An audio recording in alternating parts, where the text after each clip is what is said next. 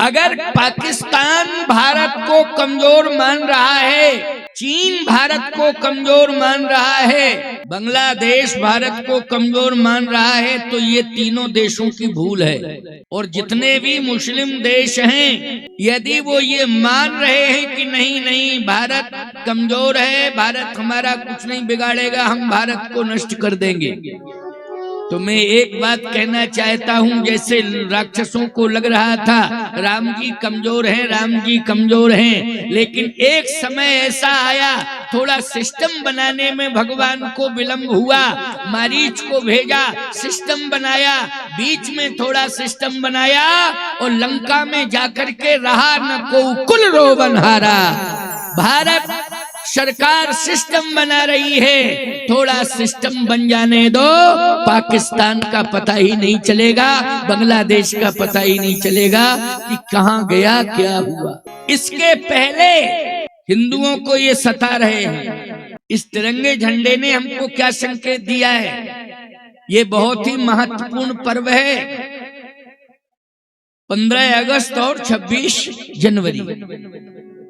ये तिरंगा झंडा जब हम फहराते हैं तो केवल मात्र हम ये न देखें कि ये झंडा है, क्योंकि झंडा मुलायम होता है।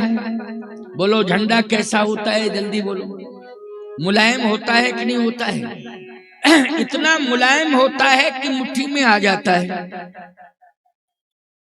लेकिन झंडे को देख करके कोई अनुभव करे कि इसमें कुछ है ही नहीं, ये तो एकदम मुलायम है, मुट्ठी में आ गया, तो उसका भ्रम है वो। भारत का झंडा, तिरंगा झंडा, जितने भी दुनिया में देश हैं, उन सभी देशों में, उन सभी देशों के झंडों में भारत का झंडा निराला है, अनुपम है, अनूठा है, प्यारे। इस झंडे की विशेषता ही कुछ और है। क्या? इसमें 3 रंग हैं, बोलो है कि नहीं? केसरिया रंग है, सफेद रंग है और हरा रंग है, बोलो है कि नहीं? बीच में सफेद रंग है और सफेद रंग में ही चक्र है। सफेद शांति का प्रतीक होता है कि नहीं होता है? किसका प्रतीक होता है, जल्दी बोलो। शांति का प्रतीक होता है। सफेद रंग पर ही ये चक्र क्यों है, या मध्य में ही सफेद रंग क्यों है? सफेद को नीचे क्यों नहीं किया, सफेद को ऊपर क्यों नहीं किया, सफेद को मध्य में ही क्यों किया? इस पर विचार करना पड़ेगा। 26 जनवरी है, इसलिए मैं आप सभी को भारत के तिरंगे झंडे की महिमा बता रहा हूं, तिरंगे झंडे की महिमा बता रहा हूं, भारत माता की महिमा बता रहा हूं कि और सब देश हैं, लेकिन भारत मां है। बोलो भारत क्या है? मां है। सबसे बड़ी महिमा किसकी होती है? बोलो मां की होती है। 2 की महिमा होती है, याद रखना। मनुष्य जाति में सबसे बड़ी महिमा मां की होती है, और देवों की जाति में सबसे बड़ा गुरुदेव होता है। गुरुदेव से बड़ा कोई नहीं होता है। इसलिए भारत मां भी है और भारत विश्व गुरु भी है। क्या है भारत? विश्व गुरु। भारत विश्व गुरु भी है और भारत मां भी है।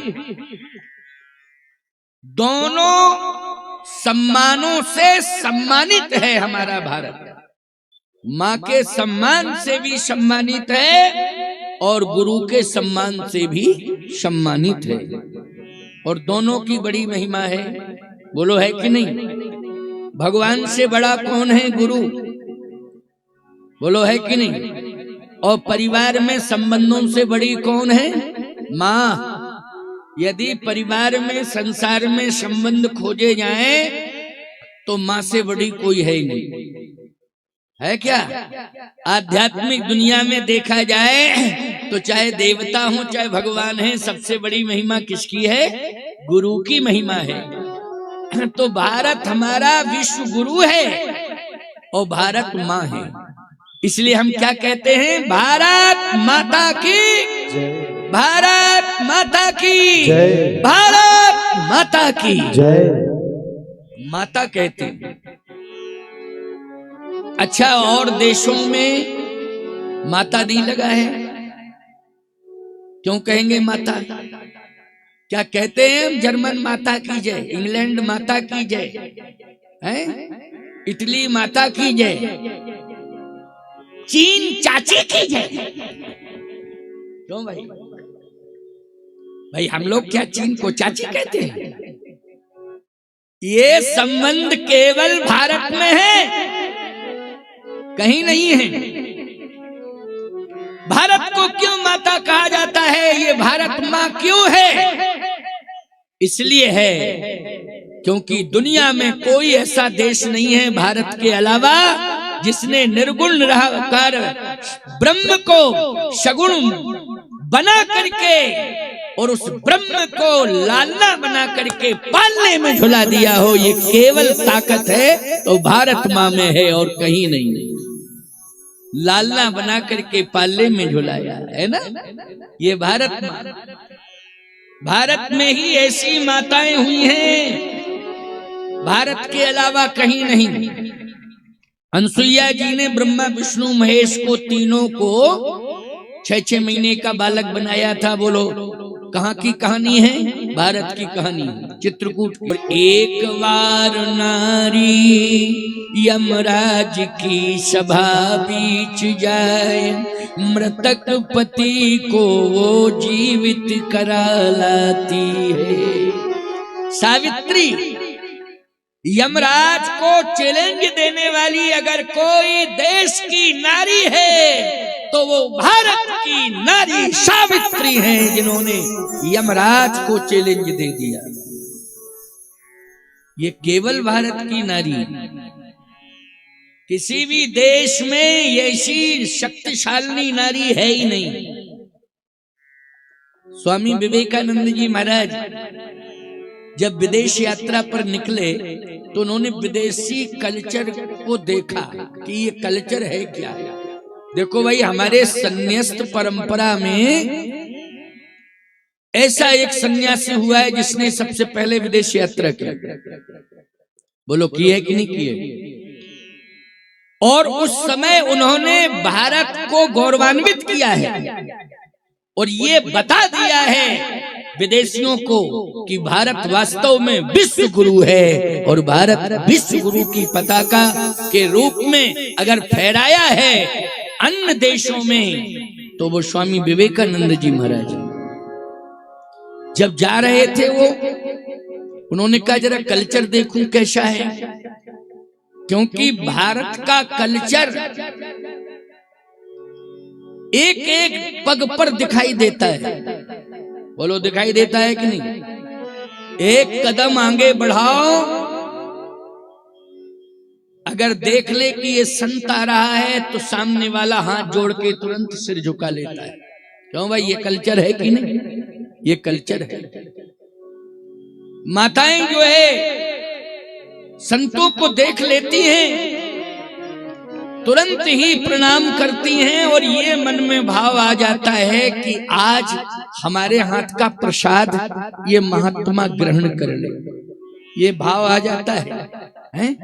ज्यादा नहीं है तो एक गिलास जल ही पी ले हमारे घर का। क्यों भाई? या तो कुछ नहीं है तो जो भी हमारे घर में फल आदि हैं उनको ही ले ले। ये भाव इनके अंदर आ जाता है। तुम्हारे अंदर सत्कार करने का भाव आ जाता है। ये भारत का कल्चर है, ये सनातन का कल्चर है, ये आर्यावर्त की संस्कृति है। वही संस्कृति आज काम कर रही है, रोम रोम में तुम्हारे बसी हुई है। उसी का परिणाम है कि आज सातनेर में यज्ञ हो रहा है, प्यारे यज्ञ हो रहा है। ये तुम्हारे रोम रोम की भक्ति का प्रभाव है।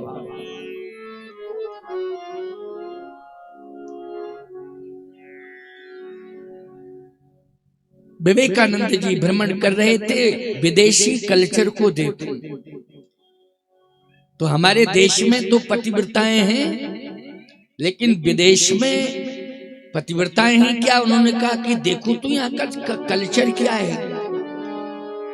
तो एक नारी एक मिट्टी के चबूतरे पर बैठी थी, समझना मेरी बात, और हाथ में पंखा लिए थी और पंखे को हिला रही थी। विवेकानंद जी ने कहा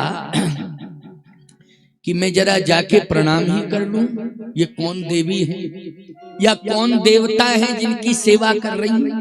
क्यों भाई, अगर कोई महिला चबूतरे पर बैठी हो और यदि पंखा चला रही हो तो यही भाव माना जाएगा नहीं? अच्छा, अपने को नहीं, चबूतरे की मिट्टी पर पंखा चलावे तो यही समझा जाएगा नहीं कोई देवता है। क्यों भाई, अपने को चबूतरे पर बैठ के अपने को पंखा चलाओ तब तो ये होगा कि भाई बैठने का स्थान है, गर्मी लग रही है इसलिए अपने शरीर को हवा मिल रही है, इसलिए वो आनंद ले रही है। लेकिन नहीं, वो अपने को हवा नहीं दे रही थी, वो तो मिट्टी को हवा दे रही थी बैठी बैठी। अच्छा, उस चबूतरे के ऊपर मिट्टी उठी हुई थी तो विवेकानंद जी ने प्रणाम किया, लेकिन उस महिला के संस्कार नहीं थे, क्योंकि भारत की होती तो खड़ी हो जाती, हाथ जोड़ती। क्यों? लेकिन वो तो विदेशी महिला, उसने कोई प्रतिक्रिया नहीं की। लेकिन संत ने अभिवादन किया, प्रणाम किया और पूछा कि ये कौन देवता है, कोई देवता है? उसने कहा ये मेरा हस्बैंड है। क्यों हस्बैंड?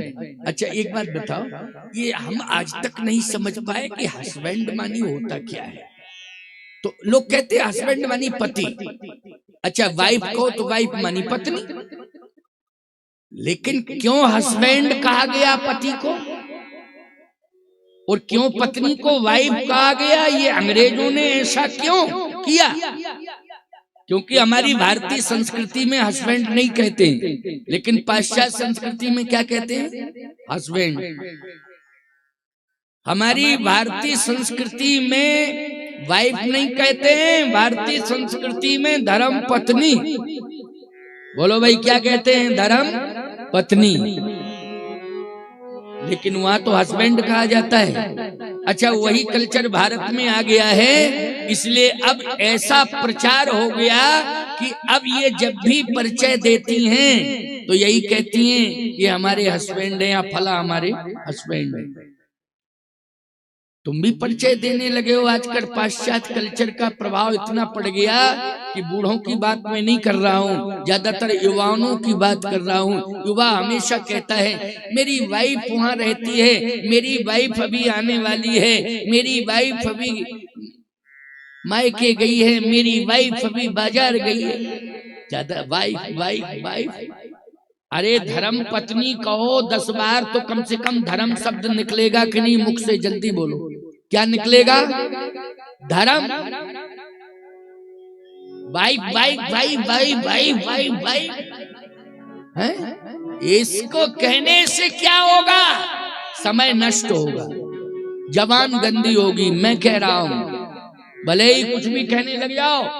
यदि अंग्रेजियत के गुलाम लोगों, यदि हमारी बात तुम्हें बुरी लग रही है तो लग जावे। हम इसलिए इस बात को कह रहे हैं कि आज हम अंग्रेजों से छुटकारा पा लिए, लेकिन अंग्रेजियत के गुलाम अभी भी बने हुए हैं। ये आज 26 जनवरी है, राष्ट्रीय पर्व है। अंग्रेजियत के गुलाम आज भी हम बने हुए हैं, इसलिए ज्यादातर अंग्रेजी शब्दों का प्रयोग करते हैं संबोधन में भी और संबंधों में भी। अरे तुम भाषा जानते हो अंग्रेजी तो हम विरोध नहीं कर रहे हैं, अच्छी बात है। लेकिन भारत में जन्म लिए हो, भारत की मिट्टी में पैदा हुए हो, भारत का अन्न जल ग्रहण करते हो, तो कम से कम राष्ट्रभाषा का और मातृभाषा का हमें प्रयोग करना चाहिए ज्यादा से। यहाँ का अन्न खाते हो, यहीं जन्म का आधार मिला है, यहीं पीने के लिए पानी मिला है, यहीं खाने के लिए अन्न मिला है, और यहाँ का पवन देव तुम्हें ऑक्सीजन रख। विशेष आवश्यकता पड़ने पर ही यूज करो, विशेष परिस्थिति में अंग्रेजी भाषा का प्रयोग करो, लेकिन सामान्यतः ज्यादातर हम अपनी मातृभाषा, राष्ट्रभाषा और देव भाषा का प्रयोग करें, तभी हमारा गौरव बढ़ेगा, तभी हमारी भारत माता को शांति मिलेगी। प्यारे, आज विवेकानंद जी ने देखा कि एक नारी किसी चबूतरे पर बैठी है और पंखा हिला रही है, लेकिन जब परिचय दिया तो उसने कहा ये मेरे हस्बैंड की मिट्टी है। अच्छा, तो ये सब करने की क्या जरूरत? कहा मेरे पति जब मरने लगे थे। अच्छा, विवेकानंद जी थोड़ा सा प्रभावित हुए कि देखो तो मरने के बाद भी सेवा में लगी है, मरने के बाद भी ये सेवा में लगी है, तो जिंदा में पति की कितनी सेवा की होगी। कहा धन्य है देवी, जिंदा में तो तुमने बहुत सेवा की होगी, कल्पना कर रहा हूं, लेकिन मरने के बाद भी आज तुम सेवा कर रही हो। मैं तो जानता था कि ये संस्कृति भारत में ही है। क्यों मरने के बाद भी हम माता पिता को जल देते हैं कि नहीं देते हैं? बोलो। और 15 दिन उनके लिए निश्चित ही कर दिए हैं, जिनको पितृपक्ष कहते हैं, वो पितरों के लिए ही है। 15 दिन पितरों के लिए ही है। प्यारे, सोचो जरा, विचार करो।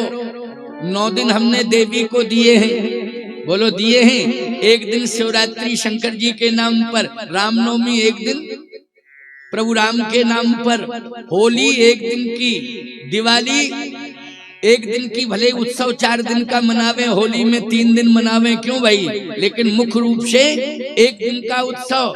लेकिन सही बताओ, ये भारत सनातन संस्कृति है, इसमें पितरों के लिए हमने 15 दिन दे दिए हैं, पूरे 15 दिन सुरक्षित किए। बोलो किए हैं कि नहीं? इसका मतलब है कि हम मातृ पितृ भक्त हैं। बोलो हैं कि नहीं? हम क्या हैं? मातृ पितृ भक्त हैं। इसलिए 15 दिन तक हम उन्हीं की आराधना करते रहते हैं। वो लोग करते हैं कि नहीं करते हैं? और याद रखना, उन पितृपक्षों में 15 दिन किसी भी प्रकार के देवी देवताओं की पूजा नहीं, उनको अलग कर देते हैं। वो लोग कर देते हैं कि नहीं कर देते? सही बताओ। उन 15 दिनों में किसी को सम्मिलित नहीं करते हैं, चाहे जितने देवी देवता हों। केवल उन 15 दिनों में माता पिता को ही, हम पितरों को ही सब कुछ समझते हैं, उन्हीं को भगवान मान करके उनकी पूजा करते हैं। ये हमारा सनातन धर्म है। विवेकानंद जी ने कहा कि आप भारत की रहने वाली हैं क्या? यहाँ आकर के नहीं, मैं भारत की नहीं, मैं तो जर्मन की हूं, यहीं पैदा हुई। तो फिर ये सेवा, कहे मेरे हस्बैंड ने कहा था कि जब तक मेरी मिट्टी सूख ना जाए तब तक तुम दूसरा हस्बैंड नहीं करना, इसलिए जल्दी जल्दी सुखा रही है। ये मिट्टी जल्दी सूख है तो हम दूसरा करें। बोलो भाई, समझ में आ गई बात? दिमाग खुल गया कि नहीं खुल गया? बोलो, ये सोच है, ये सोच है। इसलिए ध्यान से मेरी बात को सुनना। अच्छा, नारायण सरले आएंगे, आओ बैठो। नारायण की 7 नेर के यज्ञ के लिए स्वीकृति दिलाने में नारायण सरले की बड़ी भूमिका रही। क्यों रही? बैठो। और हमारी बड़ी सेवा की है। जब मैं बैतूल में रहा, बड़ौरा में यज्ञ हुआ, तो इन्होंने बड़ी सेवा की, बहुत ध्यान रखा। यद्यपि पूरा बड़ौरा ग्राम ही सेवा में लगा था, लेकिन मुख्य भूमिका में नारायण जी थे। और बैतूल की बात, जब कोई बैतूल का कार्यक्रम आता है तो बहुत पक्ष लेते हैं, महाराज जी यहाँ तो समय जरूर दिया करिए, है ना। तो अपने साथियों के साथ आए हैं। बैठ जाओ माता, बैठ जाओ। माताएं बैठी, बहुत सज्जन देवियां हैं, क्योंकि बड़ी श्रद्धा भक्ति लेके आती हैं और कथा सुनती हैं। तुम लोग तो थोड़ा सा, हम देखते हैं बीच बीच में थुकनी फुकनी करने चले जाते हो। हाँ, हम सब समझते हैं। थुकनी फुकनी समझ गए हो कि नहीं? हाँ, समझ गए हो। थुकनी मानी तम्बाकू खाई और फुकनी मानी, हाँ समझ गए हो, समझ गए हो। बीड़ी बिंदल सिगरेट ये सब। लेकिन माताएं जो है जैसे आती हैं बैठ जाती हैं, तो ऐसे बैठ जाती हैं जैसे दुकान में संगमरमर की मूर्तियां रखी हैं, ना हिलती न डुलती न बोलती। क्यों भाई? एकदम मूर्त मंत्र तपस्या जैसे। यही तो तारीफ है, यही विशेषता है। इसलिए विशेष आशीर्वाद मिलता है आपको, विशेष रूप से जो स्पेशल आशीर्वाद होता है ना, वो तुम्हें मिलता है। और जो बच जाता है वो इन्हें मिल जाता है। बचा हुआ इनको मिलता है, विशेष तुम्हें मिलता है। अच्छा एक बात बताएं, इनको अगर विशेष आशीर्वाद मिल गया तो पूरा घर सुरक्षित हो जाएगा तुम्हारा कि नहीं? बोलो, पूरा घर सुरक्षित हो जाएगा इनको अगर विशेष मिल गया, क्योंकि ये गृह मंत्री हैं, पूरा घर संभाल रही है। बोलो, है गृह मंत्री की नहीं? सारी जिम्मेदारी इनकी है, पूरा घर संभाल रही है।